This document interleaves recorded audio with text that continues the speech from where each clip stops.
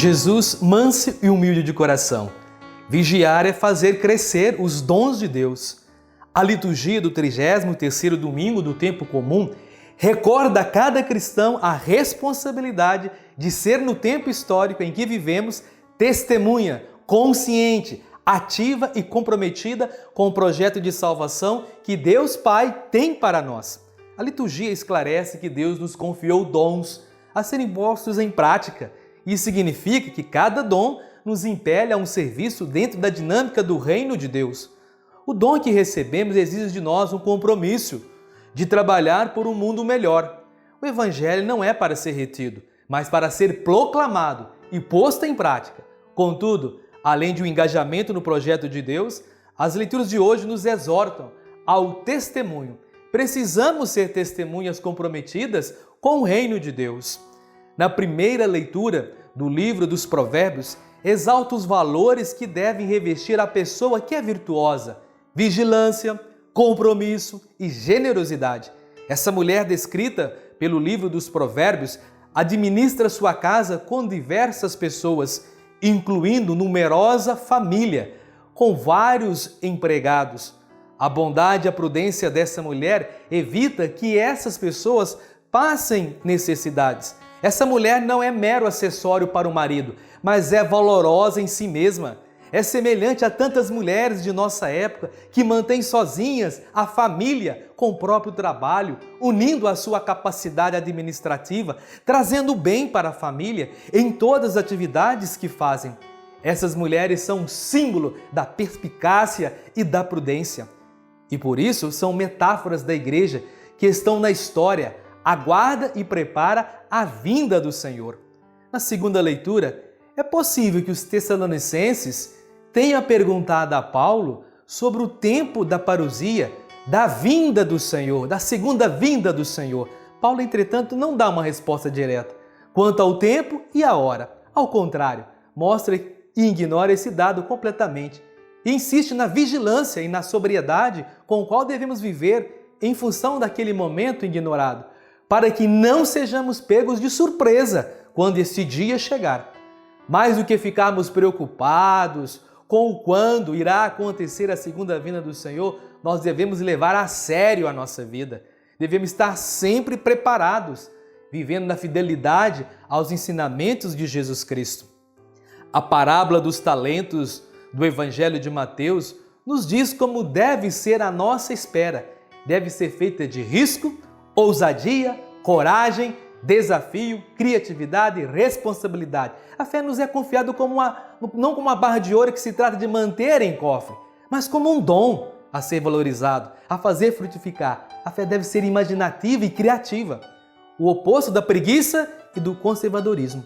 Mas como entender e interpretar e atualizar a parábola dos talentos do Evangelho de hoje?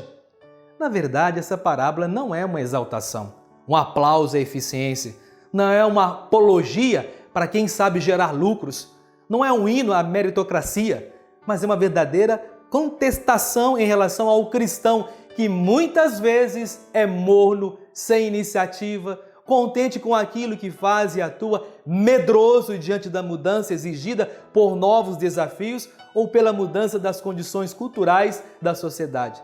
Leamos então com inteligência essa parábola, cuja perspectiva, repito, não é econômica nem financeira. Ela não é um convite ao ativismo, mas à vigilância que permanece em espera, não contente com o presente, mas totalmente inclinada para a vinda do Senhor. O Senhor confiou aos seus servos, aos seus discípulos, uma tarefa: multiplicar os dons que Ele deu a cada um.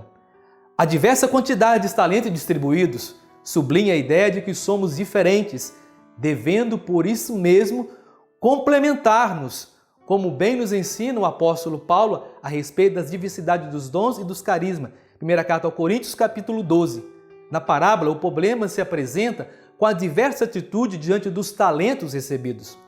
O primeiro apresenta-se diante do administrador com o dobro do que foi recebido. E o segundo, empregado, também são elogiados e convidados a participar da alegria do seu senhor. Mas o terceiro tem uma atitude totalmente diferente. Senhor, eu sei que tu és o homem severo, pois colhes onde não plantasse e recolhes onde não semeaste. Por isso fiquei com medo e escondi o teu talento no chão. Aqui tens o que te pertence. Ele acha que conhece o seu senhor e por isso ficou com medo e escondeu o talento. Este empregado tem uma imagem falsa do seu senhor. Imagina-o egoísta, injusto e arbitrário. Ele fica dominado pelo medo. Não se anima a arriscar à procura de outra coisa. Acha melhor enterrar o talento, aquilo que foi confiado, e o devolve aparentemente intacto. Mas ele não fez nada. O medo de arriscar paralisou, levando-o a ocultar numa cova o talento recebido. Ele tem medo de ser livre e ter que tomar as decisões próprias de uma pessoa livre. Ele enterra seu talento, como enterra os dons recebidos, e omite a confiança que lhe é depositada.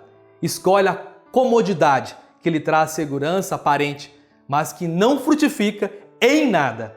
Ao contrário da atitude dos dois primeiros, que fizeram os talentos frutificar, arriscaram, tiveram fé e confiança. Provavelmente os cristãos das primeiras gerações captaram melhor do que nós a força interpeladora desta parábola. Jesus deixou nas nossas mãos o projeto do Pai de fazer o mundo mais justo e humano. Deixou-nos como herança o mandamento do amor, o mandato do amor. Confiou-nos a grande notícia de um Deus amigo do ser humano. Como estamos respondendo hoje como discípulos de Jesus? Pense, reflita. Podemos finalmente identificar o sentido da vigilância nessa parábola.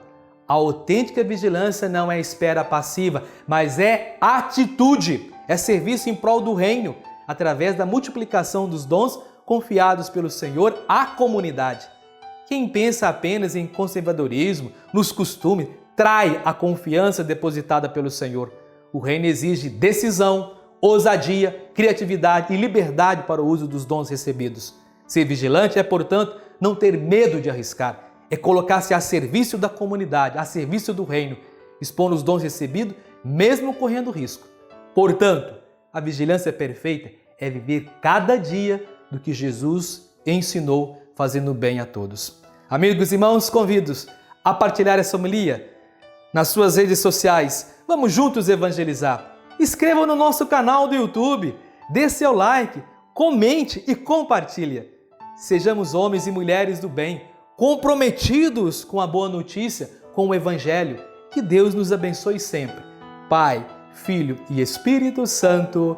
Amém.